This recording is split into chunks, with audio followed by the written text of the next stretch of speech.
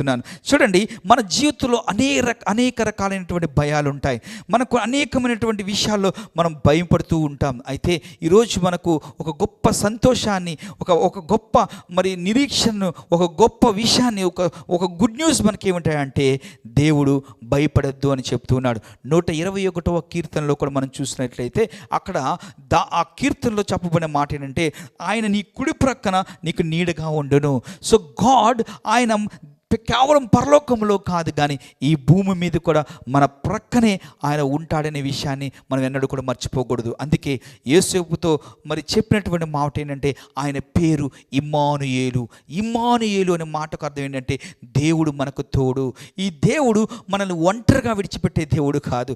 ఈ దేవుడు మనకు తోడుగా ఉండేటువంటి దేవుడు. చూడండి, అక్కడ రాయబడిన మాట 121 కీర్తనలు ఏమంటాడంటే, నీ కుడి పక్కన నీకు నీడగా ఉండును అంటే, ఈ కొండ మీదకి వెళ్తున్నప్పుడు